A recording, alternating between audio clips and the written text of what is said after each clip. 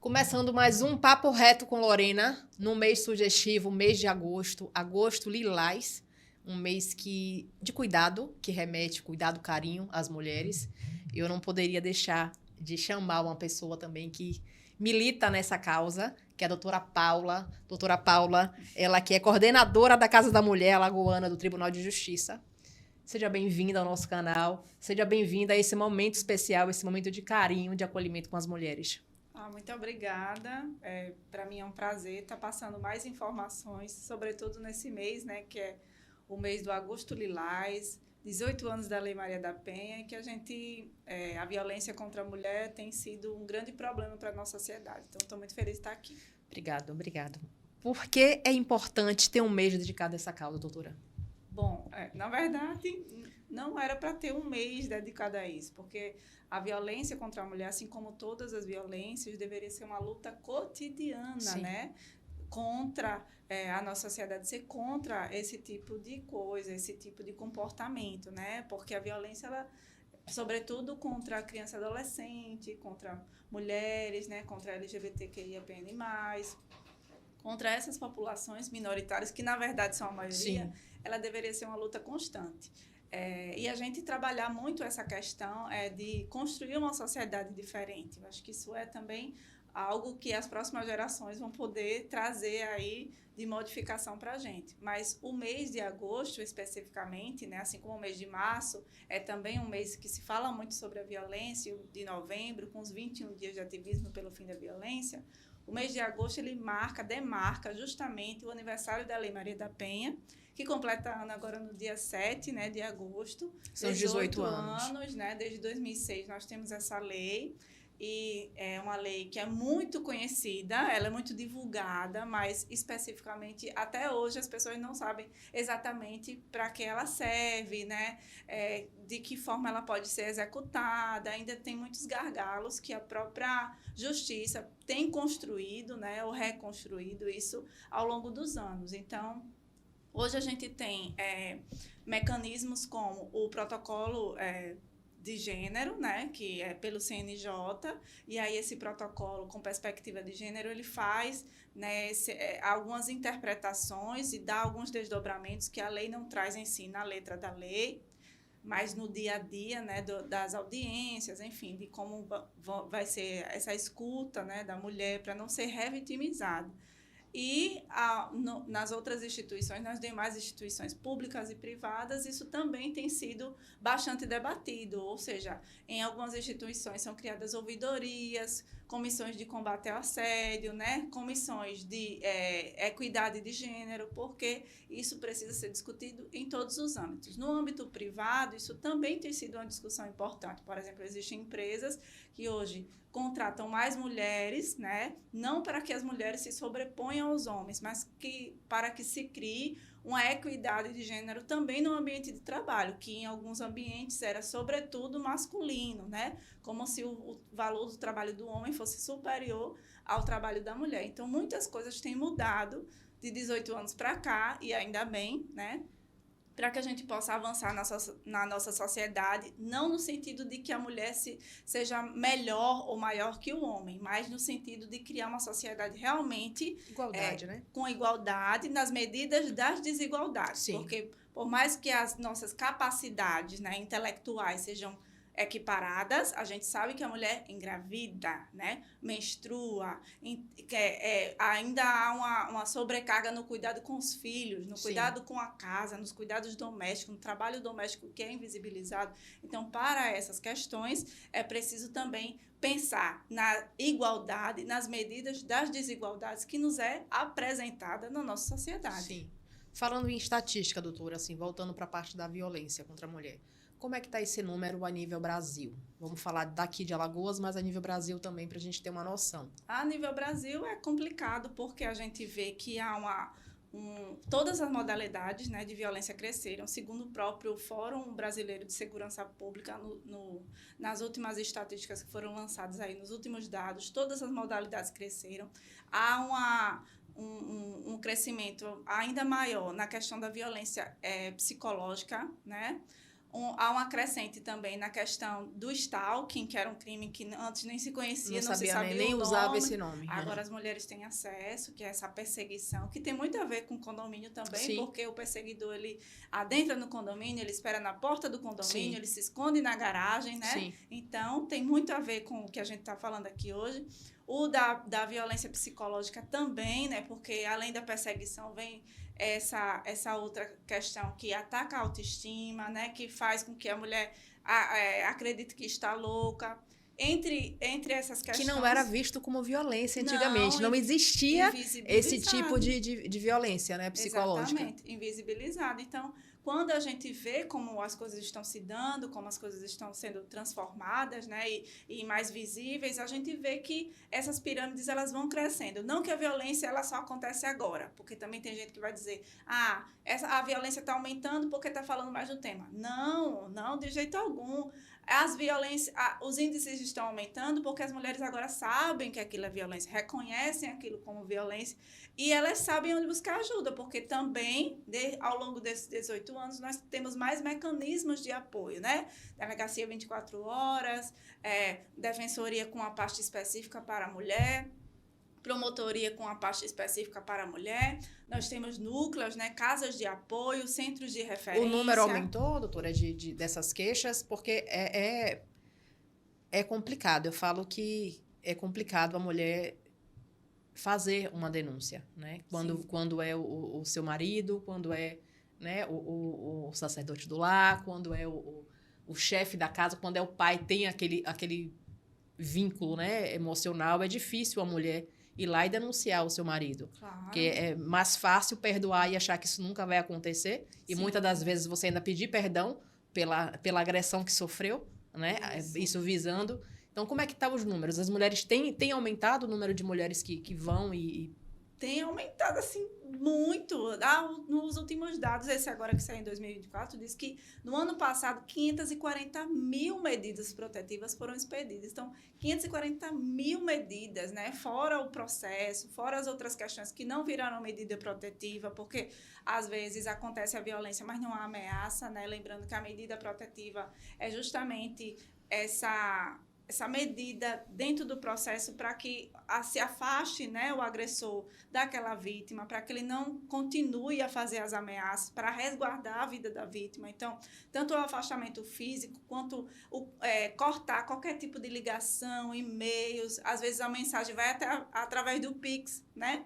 Então, todos esses mecanismos são cortados através da medida protetiva, que dá a gente um senso assim, de urgência. Ela tem 48 horas para ser expedida. Então, é preciso pensar nisso, né? Se a pessoa está sendo ameaçada naquele momento, ela precisa de uma medida rápida. E a medida protetiva é isso. Então, 540 mil medidas protetivas, né? No ano passado. Isso aqui em Alagoas? Isso no Brasil. Em Alagoas, mais de 1.000, assim. Foi um número bastante alto. Sim, isso expressivo. Mas essa não é a quantidade total, porque a grande maioria das mulheres ainda não procuram nem a polícia, nem a justiça, né? Elas têm medo, elas não querem que ele seja punido, porque, na verdade, na realidade mesmo, tudo que a mulher vítima de violência quer é paz.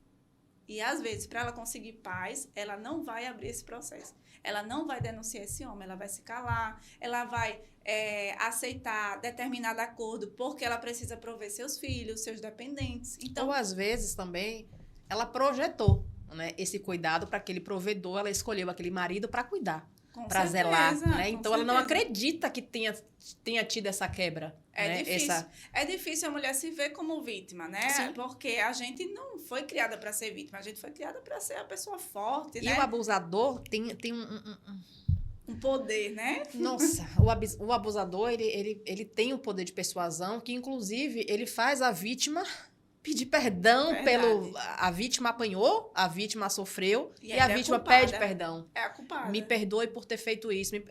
Sim, sabe? que é essa confusão, Sim. né? É justamente essa confusão da violência psicológica. Mas o grande gargalo, a grande questão mesmo da violência doméstica, da violência contra a mulher, no caso da violência doméstica e intrafamiliar, é justamente esse sentido. Ela é diferente das outras violências. Se você estiver passando na rua e alguém roubar seu celular, você vai ficar traumatizada. Se for a mão armada, você vai ficar triste, né? Talvez nunca mais passe naquela rua. Mas o agressor da violência, ele é a pessoa que você jurou amor eterno. Você dorme que com você ele, você se fica casou. vulnerável do lado dele. Você se casou, você jurou diante de Deus que ia construir uma família. Então, a violência doméstica, ela mexe com os valores mais profundos que a gente tem. Nosso entendimento do que é família, nosso entendimento do que é o amor para sempre, nosso entendimento do que é socialmente você ser uma mulher casada ou você ser uma mulher solteira, Sim. separada, né? Sim. Separada, divorciada, o peso que essa palavra ainda carrega. Se a gente for realmente parar para pensar historicamente, o divórcio ele só foi aprovado em 1977, então é tudo muito recente. Tudo muito Não, novo. mas 77 faz tempo. Faz, mas a minha mãe, né? Em 77, ela já era adolescente. Ela não entende o divórcio como algo... A sociedade não acolhe. Não acolhe, ainda é muito taxada a mulher que ela é divorciada. Em alguns círculos, como por exemplo nos círculos de pais, numa escola, ela é mal vista, ela é vista como uma ameaça para as outras mães. Sim. Então, de certa forma, culturalmente, a nossa sociedade ela ainda não está preparada para esse tipo de coisa, né? A gente precisa desconstruir. Por isso que é tão importante discutir, além da violência doméstica, as questões de igualdade de gênero, incentivar nossas meninas a estudar, a fazer uma faculdade, a ter acesso a bons empregos, a ter acesso a cargos de liderança, né? De que forma essas meninas estão sendo educadas, para que a gente construa uma sociedade realmente que pense diferente, né? Que não fique taxando por esses pormenores que a gente está colocando aqui. Quais os tipos de violência hoje, aqui, assim, que a senhora escuta mais no dia a dia, no seu trabalho, que tem? A gente sabe que tem a violência, a física, tem a violência psicológica. Eu ouvi também que tem a patrimonial, alguma coisa assim? Tem, são 5 tipos, né? Quando a Lei Maria da Penha foi criada, ela falou, além da violência de gênero, que é essa geral, né, do homem, ou da sociedade achar que o homem ele tem mais poder que a mulher porque ele é homem, né? E aí a gente vive numa sociedade assim patriarcal que defende isso, né? Somente pelo fato do homem ser homem. E aí essa violência de gênero, ela acaba desencadeando em todas as outras, né? Como, por exemplo, na violência física. Por que é que o homem espanca a mulher, né? Quando ela diz não. Ela diz, não, eu não vou fazer o que você está dizendo. E aí ele espanca a mulher, porque ele acha que ele é superior a ela, que ele pode Mostrar se sobrepor a ela. Uhum. Né? E aí acontece a violência física. Um outro tipo de violência que a Lei Maria da Penha fala é da violência psicológica, que já era desde 2006 lei, mas foi preciso criar um desdobramento, né, específico para compreender isso como violência. Porque muitas vezes a mulher que passa por violência psicológica, ela não compreende, né, que a violência ela está acontecendo, porque ela é muito sorrateira, né? Não sei, o homem que separa e aí todo dia, como eu já ouvi, todo dia ela disse, olha, eu quero dar um ponto final na nossa relação. Todo dia, meia-noite, ele mandava um ponto, uma mensagem só com um ponto para o celular dela. Todo dia, meia-noite, ele fazia isso. Durante um longo tempo, vários meses. Todos os dias, meia-noite, ele mandava um ponto. E aí aquela mulher se sentia ameaçada porque ela não sabia o que é aquilo. Por que ele me incomoda tanto? Né? Por que ele manda todos os dias esse mesmo horário? A violência psicológica ela também pode acontecer com essa confusão, né? A mulher está vendo que o homem atraiu, ela quer romper a relação e ele disse, não, mas você é louca. Você está vendo coisa que não existe, né? Você está criando. Então, ela começa a acreditar que ela realmente tá maluca, que ela não está vendo aquilo, né? Ou quando ele quer enlouquecer, a mulher talvez já tenha algum problema, né, psiquiátrico, toma medicamento e aí o homem enche ela de medicamentos, deixa ela dopada, né? E faz com que ela piore, né, aquela situação.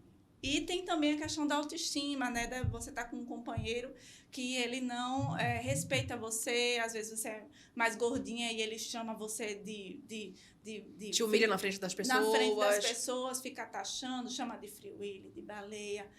Você se maqueia e ele fala que você está parecendo uma palhaça. Então, esse tipo de coisa que vai diminuindo a autoestima, né?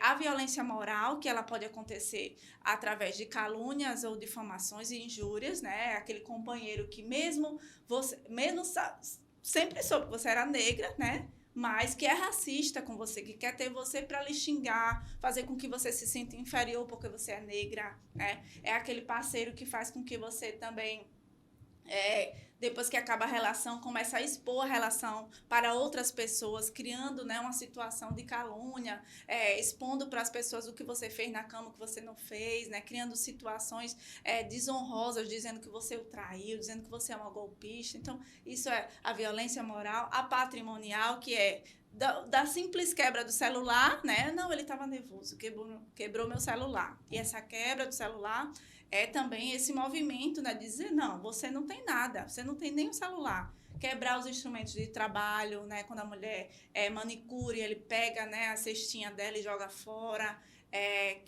Toca fogo na casa, né? Fazer um incêndio para que você não fique com esse bem. Quebrar televisão, quebrar computador. Às vezes na casa não tem nada, só tem um guarda-roupa, que é a única coisa nova que tem. Aí ele vai e quebra o guarda-roupa. Então, isso é a tudo violência. Isso para mostrar força, tudo para mostrar Total. poder. E a patrimonial, ela também pode ser com documentos, por exemplo. Todo o meu dinheiro é na mão dele, então eu não tenho acesso à conta, eu não tenho acesso ao documento da casa, eu não sei nem em que banco que está depositado, porque ele nunca me deu acesso, né? Documentos dos filhos, às vezes a mulher quer se separar, precisa ir para outro estado, e aí ela não tem nenhum documento, porque nem tem nem o dela, às vezes ele guarda até o documento dela, então tudo isso conta como patrimonial. E a violência sexual, que muitas vezes a gente acha que está somente ligada ao ato sexual, e não é. Por exemplo, proibir a mulher de tomar contraceptivos, né? Fazendo com que essa mulher tenha filho todo ano. Ou o contrário, fazer com que a mulher aborte. Aborte, né? Fazer com que ela tome um medicamento sem nem saber que aquele medicamento é abortivo. Entre outras questões, assim, filmar, querer expor essa filmagem, né? Depois que acaba, colocar no grupo da família, mandar para o pai, mandar para a mãe. Então, esses crimes que antes a gente não tinha, porque não tinha tanto de acesso à rede social, hoje a gente tem, e aí a lei vai se adaptando e também entendendo essas questões como crime. Então, são vários tipos, né? Além disso, tem a violência intrafamiliar, e é importante a gente falar sobre isso, porque Maria da Penha sofreu violência intrafamiliar, né? Quando a gente vai para a história da própria Maria da Penha, ele era muito violento com as filhas, ela tem 3 filhas e o agressor dela era muito violento com as filhas, então ela fez questão também de que isso fosse colocado na lei por conta dessa violência que era perpetrada de mãe e para filhas. Então, assim, não pagar pensão, né? Deixar os filhos passando necessidade também entra como violência intrafamiliar, entre outras questões, como, por exemplo, e aí há uma preocupação hoje de saber como os filhos, né, da violência doméstica também vão ficar, dessas violências, elas serem assistidas por esses filhos, né? E hoje a gente também vê algumas modificações quanto à questão da guarda, né? Então, esse pai que foi violento dentro dessa relação e que foi violento também com os filhos, ele não pode ter a guarda compartilhada. E isso modifica muitas coisas, isso melhora muitas coisas, né, nessa questão da proteção também das crianças que vivenciam a violência doméstica. Aí entra a pergunta, como a educação hoje, né, pode ajudar a diminuir esse índice tão alto de violência contra as mulheres? Tem alguma ação, tem alguma coisa nas escolas que estão sendo feito para que futuramente, né, não diminua esse quadro? Tem um projeto chamado Maria da Penha Vai à Escola, que ele faz, né, esse trabalho, mas existem alguns projetos de lei, né, que ainda não aprovados, que falam sobre ter essa educação, tanto em direitos humanos, quanto na questão de combate à violência contra a mulher e criança e adolescente, na grade escolar. Então, que isso faça parte, né?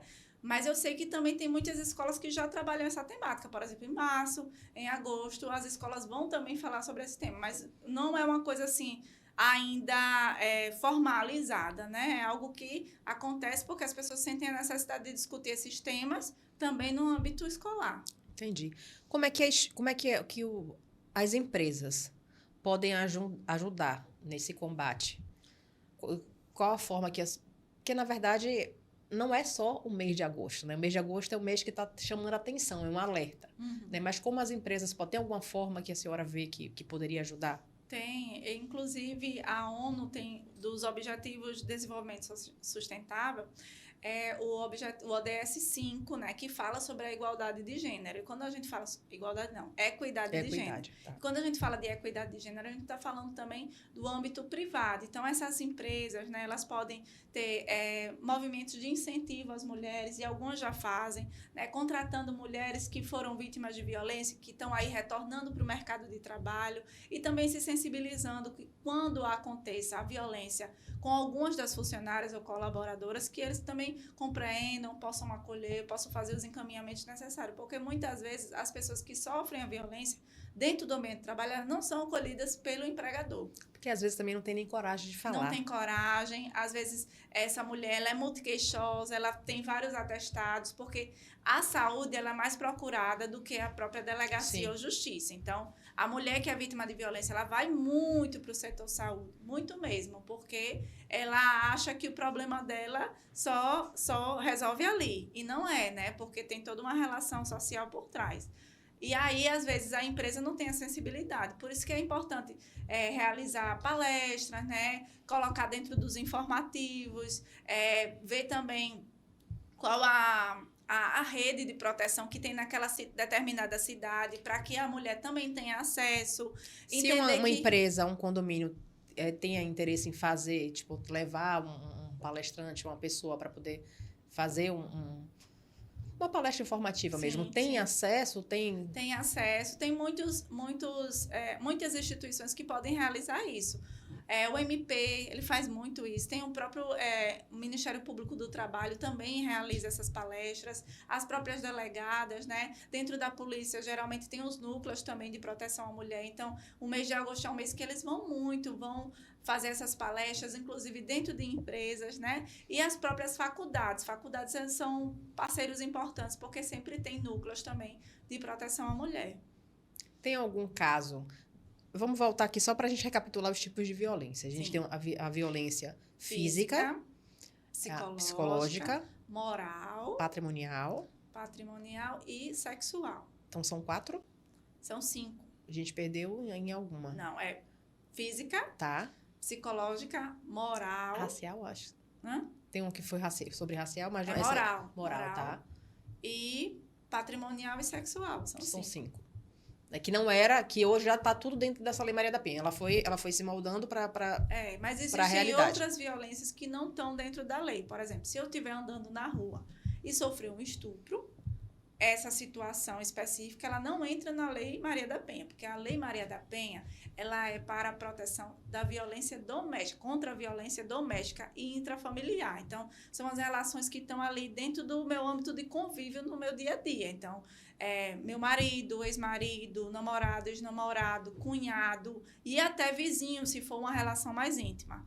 Uma pessoa que comete um crime, né, horrível, como esse do estupro, né, monstruoso, no meio da rua, que eu nunca vi, não sei nem o nome, essa pessoa não tem uma relação íntima comigo, nem doméstica. Sim. Né? Então, essa pessoa, esse crime, ele não entra na Lei Maria da Penha. Ele vai ser um crime de estupro segundo o Código Penal lá. Entendi. Entendeu? Entendi. Nos casos desse atendimento que vocês fazem lá, acompanham, vocês recebem a denúncia, no caso, e tem um acompanhamento dessa mulher? Tem um acompanhamento e os encaminhamentos necessários, né? Primeiro a gente faz um momento de acolhimento, então a vítima chega, às vezes chorando, às vezes machucada, de madrugada, e aí a gente faz primeiro um pré-cadastro, encaminha para a equipe multidisciplinar que faz esse momento de acolhimento com psicólogas e assistentes sociais, elas vão fazer essa escuta mais longa, né? Que a mulher vai falar de onde veio essa violência, como foi que aconteceu, e as condições de segurança para ela voltar para casa ou não. Daí a gente encaminha, se for necessário, para o registro da polícia, e lá nós temos uma escrivã que faz esse registro, né? E também um agente policial que vão requerer ou não, conforme for a necessidade, a medida protetiva. Nós também atendemos situações de descumprimento da medida, porque a mulher pode estar com a medida e, mesmo assim, o agressor querer, né, se aproximar ou cometer uma nova violência. E também a Defensoria Pública, que é quem vai realmente fazer a requisição do processo e fazer esses encaminhamentos necessários processualmente. Lembrando que, apesar de fazer o registro na delegacia, isso vai se transformar num processo, e é justamente essa parte que poucas mulheres conhecem, né? Que é entender que depois dali vai ter uma audiência, né? Que ambos vão ser ouvidos, que depois disso vai gerar uma pena para aquele homem. Pode ser que ele seja preso ou que ele aconteça alguma situação dele ter que cumprir uma outra pena. E, além disso, a gente conta hoje com um mecanismo muito importante, que é também para cuidar dos homens, que são os grupos reflexivos, que também pode vir Isso é muito legal. como uma recomendação do juiz, né, dentro lá da sentença, para que ele frequente esses grupos. E esses grupos, eles não são grupos atores, são grupos programados para trabalhar o fim da masculinidade tóxica, que é essa masculinidade que quer se sobrepor, que é violenta, né, que faz mal a toda a sociedade. Os homens reclamam muito, falando de que as mulheres têm uma lei que, se a mulher ligar aqui agora e falar que foi agredida, vão acreditar na mulher. Então, estão criando, né, essa fala, que eu também não discordo, né? Não discordo, que realmente a gente tá bem amparado, né? A gente não sabe, né? A cabeça da mulher também. Tem mulheres também que são adoecidas. Tem, né? também. Que transforma aquela situação também, prejudica o homem. Eu sei que eu tenho certeza que nesse vídeo vai ter um monte de comentário nesse sentido, sabe? Dos homens se posicionando. Exatamente. Então, só para deixar bem claro que aqui não é um vídeo feminista, muito pelo contrário. Aqui a gente não milita, não é sobre isso. É sobre a violência da mulher. É o mês de agosto Lilás, e é um mês muito importante. Né? É uma campanha, e é muito importante. Né? Porque a gente está vendo a pessoa, a gente vê, né? Mas a gente não sabe, né? Por dentro. Mas, assim, a maioria dos casos que eu atendo, e assim, quem está nessa lida no dia a dia consegue, assim, perceber com mais facilidade a mulher que mente. A experiência, né? A mulher que mente, o homem que mente também, porque as histórias, elas não conseguem se completar. Sim.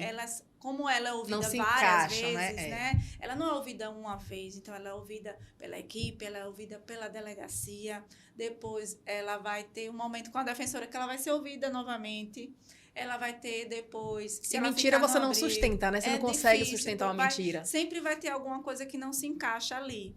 E na audiência ela é ouvida diante de uma juíza, diante de uma promotora, né, da defensora. Então, é difícil. Quando a gente está no dia a dia, é mais difícil essa mulher que mente, né, e esse homem que mente passar despercebido diante dessa grandiosidade que são a quantidade de pessoas que estão ali acompanhando aquilo. Mas é claro que vez ou outra vai aparecer e a gente faz um alerta, né? Sim. De que aquilo que for falado e for mentira, ele pode ser lá na frente colocado como uma denunciação caluniosa, né? Que existe pena para isso. Perfeito. E aí a pessoa já recua. E lembrando também que a Lei Maria da Penha, ela não é uma lei contra os homens, não tem nada a ver. A Lei Maria da Penha, ela existe porque Maria da Penha Maia Fernandes, que é essa pessoa viva, né? Com o nome de lei, ela sofreu violência em 1983. E ela passou 20 anos lutando para que o agressor dela fosse punido, né? Então, ele foi a julgamento, ele foi ouvido, nada acontecia com ele não foi preso, não aconteceu nada. E aí, 20 anos depois, né, ela conseguiu levar isso ao Tribunal Internacional e lá, né, foi apresentado, e aí o Brasil foi recomendado, depois de muitos anos, né, a que criasse uma lei para punir os agressores de violência. Então, assim, quando a gente fala de violência, a gente não está falando de algo extraordinário, ninguém nunca viu, nossa senhora. Não, a gente está falando do nosso dia a dia. A mãe que apanhou, a tia que aparecia com o olho roxo, ninguém sabia explicar, a vizinha que gritava e todo mundo ficava assim com medo, porque ninguém ia fazer essa denúncia. A gente está falando das histórias do nosso cotidiano. Sim, a realidade. Todo mundo conhece alguma mulher que passou por situação de violência. E todo mundo hoje conhece uma mulher, ou essa mulher, né, que passou por situação Sim. e não sabia que aquilo era violência. Exatamente. Que incomodava, Sim. que doía, né, que machucava, mas não tinha nome. O stalking, por exemplo, essa perseguição, quantas mulheres foram perseguidas, né, perderam emprego, deixaram de estudar, trancaram a faculdade para não ir mais, para não passar por aquilo, e nem sabia que aquilo era crime, porque é um crime novo também, é recente, né? A própria importunação sexual, esses assédios, são coisas que a gente vem falando agora, recentemente, né? Em 2006, que foi criada essa palavra assédio através de um estudo, né? De uma psicóloga. Então, são nomes novos. O próprio feminicídio, o termo feminicídio é um nome novo. Então, será que antes do feminicídio nenhuma mulher morreu porque queria romper a relação ou queria se separar? Muitas mulheres morreram, muitas, mas não tinha nome. Hoje tem. E aí algumas pessoas vão dizer, porque é mimimi. Não, não é. Quando alguém da sua família, muito próximo, passar, você vai entender a importância dessa rede que eu estou falando. Nesse tratamento, nesse cuidado que você tem com essas mulheres que chegam lá completamente dilaceradas, não só fisicamente, mas como emocionalmente também. Uhum. Algum caso de sucesso, você falou assim, não, isso aqui não vai conseguir, que você consegue se reerguer? Vocês têm esse histórico, assim, de mulheres que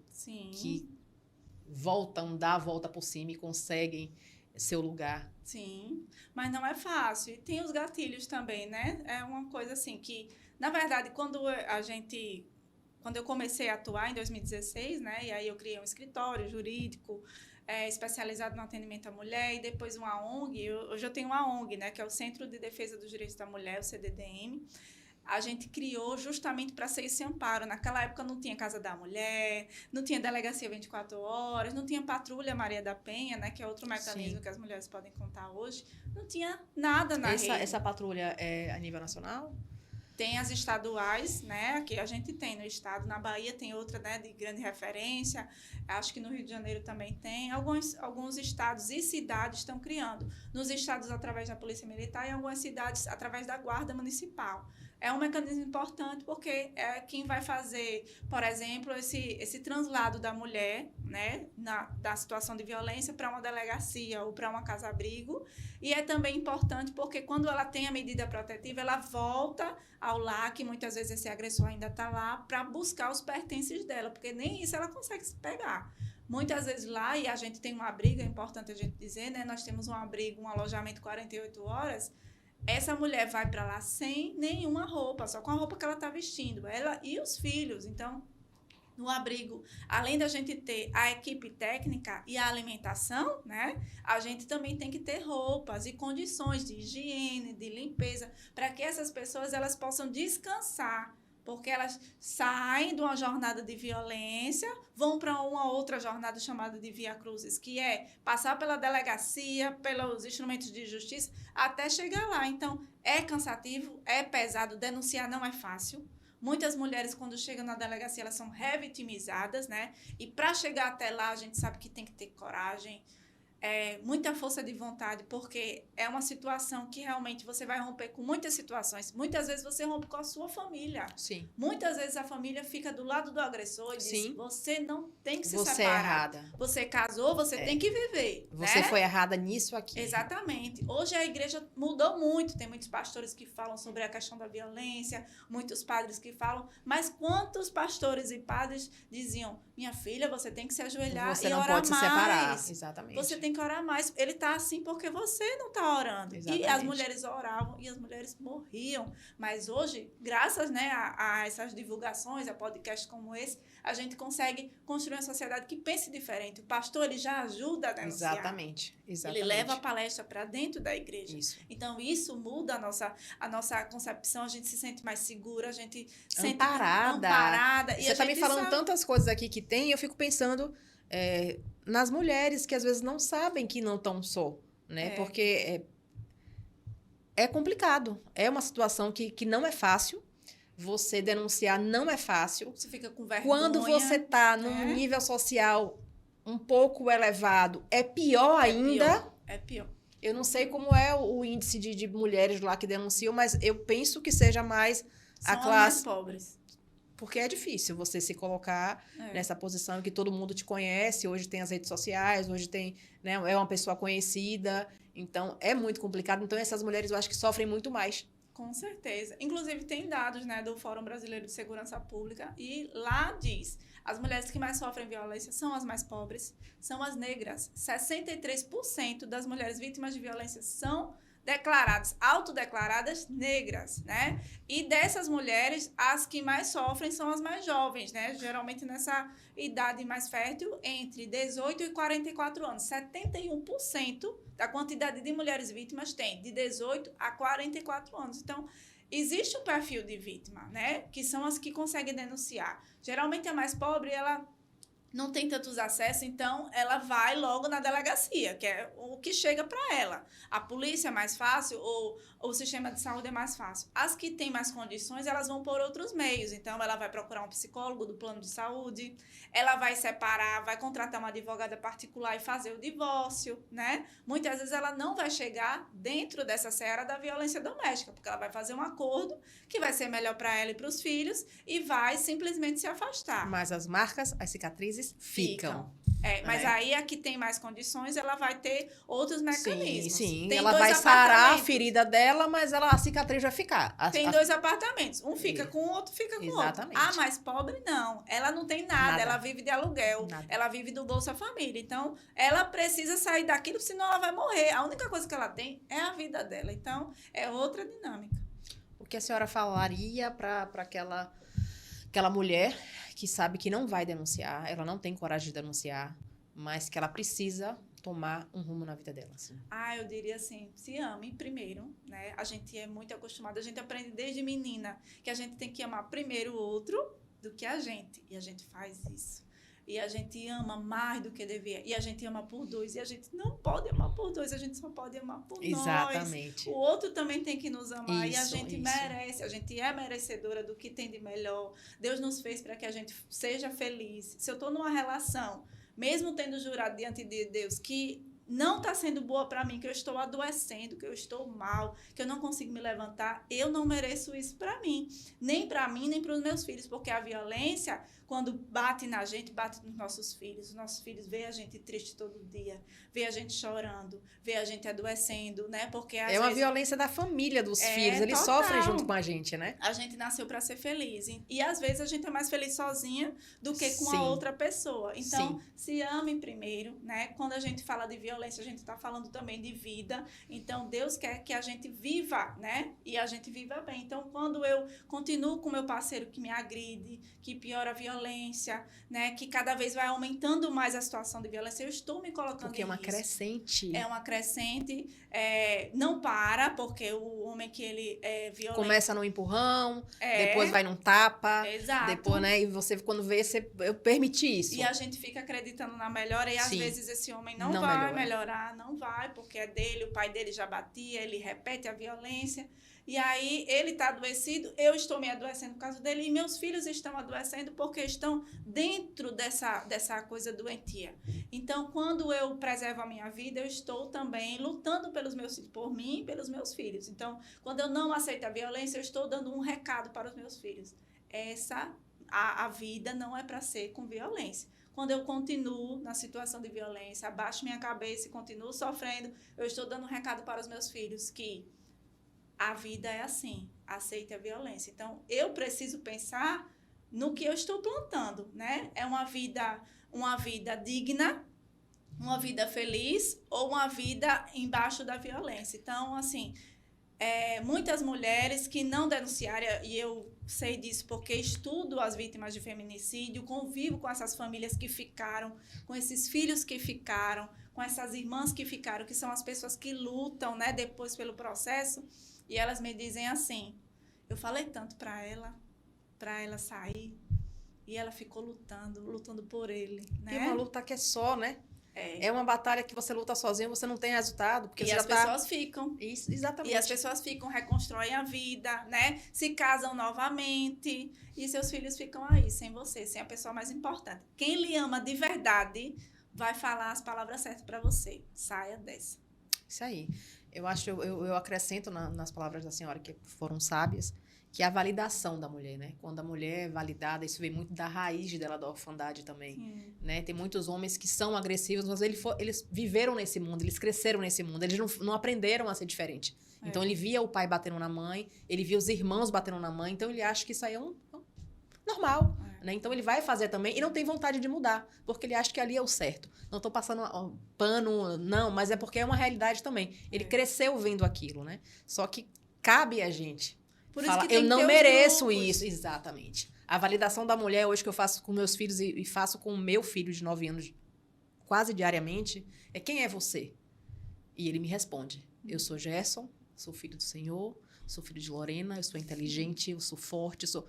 Então, eu trabalho isso com ele porque eu não fui trabalhada na minha infância.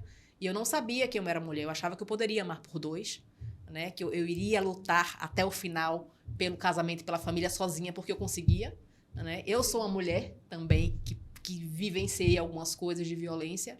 E não sabia, quando eu estava vivenciando essa violência, de que isso era violência. Não sabia, não tinha noção. Para mim, a violência era só a agressão física. E não é. Exato. Né? Você ser passada como louca, você, né, ser abusada de uma forma de você chegar a pesar quase 110 quilos, né? De você não saber, não ter, você não conseguir. Né? A fuga seria pro alimento, porque era a forma que você tinha um afago, a forma que você tinha um carinho, era você comer mais e às vezes comer escondido. Né? Porque era a forma para você também não ser taxada de que, sabe? Então, é muito complicado. Mulher, eu não sei o que é que você passa na sua vida, na sua casa, não sei se você sofre algum tipo de violência, mas eu acho que a validação... Eu tive acesso à terapia, eu fiz terapia durante 4 anos da minha vida. E quando eu aprendi... É muito bom, né? Sim. As pessoas não têm noção de como é importante. Não é barato. Não é barato. É um investimento que a gente faz. Eu tive acesso a esse investimento. E vi como foi importante para mim me validar e ver quem eu era. Quem eu sou. Para que eu vim nesse mundo. Qual o meu propósito. Para que eu fui criada. Eu tenho mais 2 filhas. Eu tenho uma filha de 21 anos e tenho uma filha de 18 anos. Né? Que minhas filhas vivenciaram algumas coisas comigo. E eu me coloquei na posição de que o que eu quero para as minhas filhas. Né? O que é que minhas filhas seriam... Qual o tipo de mulher que eu quero. Que mensagem eu estou passando para as minhas filhas. Né? Então, quando a gente chega nesse ponto e que dá aquela chacoalhada de quem é você, da validação, do necessidade de um passo diferente, né, que eu não sei se todas têm acesso a isso, mas consegue. Você consegue dar um passo diferente, você consegue crescer, você consegue se reerguer, você consegue, inclusive, influenciar outras mulheres através da sua dor. Porque eu acho que o negócio está aí. Sofreu, doeu. O que você pode fazer para melhorar, para diminuir essa dor? Vamos transformar a vida do outro? Vamos falar que eu sei qual é a sua dor. Eu sei o que você passou. Né? Então, para mim foi muito difícil fazer esse programa, tá? A produção sabe que eu... Que bom que você fez. Que eu você tava, tá mandando a mensagem. Eu estava muito receosa. As perguntas foram bem... Que eu falei, vixe, Marcos, acho que eu não vou aguentar. Mas, para mim foi edificante estar aqui, estar falando, sabe? As pessoas que me assistem, as pessoas que me seguem e que viram uma mudança na minha vida, assim, há 2 anos atrás para cá, e que vê, porque eu aprendi a me validar. Eu aprendi a me conhecer, né? Eu sei quem eu sou, eu sei para onde eu vou e eu sei quem é que me rege. Então, isso aí basta na minha vida. Com certeza. O Papo Reto com Lorena vai terminar de uma forma diferente. Pode bater palma. Vai terminar. Obrigada. Doutora, obrigado por esse momento. Obrigado por esse carinho. Eu precisava, tá, dessa fala, dessa voz. E tudo na minha vida é regido por Deus, tem a autoridade dele. E não foi em vão que você veio aqui, a gente não se conhecia, né? Então, você caiu de paraquedas ontem, um telefone, e foi esse que a gente ligou e que estava disposto. Eu tenho certeza que não foi em vão. Né? Eu sou grata por você estar aqui, por estar nesse mês que não... Esse espaço aqui está aberto, tá? Quando você quiser fazer alguma coisa, se tiver alguma coisa nova, quiser trazer para a gente, traz. A gente está lançando um programa novo, que é a História Contada. Então, se tiver alguma coisa, você pode vir com a gente, pode contar com a gente. E eu agradeço por esse programa. por esse Papo Reto com Lorena, que não é, foge um pouquinho, inclusive, do seu tema, mas tem tudo a ver também, porque tudo tem a ver com mulher, né? E só gratidão mesmo. Muito obrigada. A Maria da Penha tem uma frase que eu uso muito, que é: a vida começa quando a violência termina. E eu não estava esperando, né, por esse momento, assim, ser tão profundo, mas que bom, né, que a gente conseguiu esse encontro. Ele não é à toa. Tenho certeza que essa mensagem vai chegar para muita gente que não estava esperando, né, inclusive para homens que passaram por situações com suas mães, com irmãs, tias, e também vão se reconhecer, até porque eles também são parte importante, né? E eu quero deixar uma mensagem para os homens, né? A gente já falou bastante das mulheres, mas os homens, né? Eles também precisam entender que a violência não é o caminho. Então, isso perpassa pela educação dos nossos meninos, mas também pelos nossos homens que já estão formados, que estão aí com suas famílias, para que eles não perpetuem isso para os próprios filhos, que eles eduquem com amor, que eles saibam beijar, que eles tenham a educação de abraçar o filho, a de sensibilidade, dizer que ama, né? porque muitos desses homens formados já hoje, eles não tiveram esse amor do pai. Era uma educação de muita violência, né? O menino, ele apanha mais tem que do ser que a macho, beijar o homem mais. Não é coisa de... Isso. Não é homem, não é coisa de homem. Mas eu acredito muito no futuro, acredito que a gente está construindo uma sociedade diferente, e isso também passa pelos homens. Nós não vamos conseguir sem vocês. Isso aí. Eu agradeço, né, a presença de vocês, que assistiram com a gente até o final.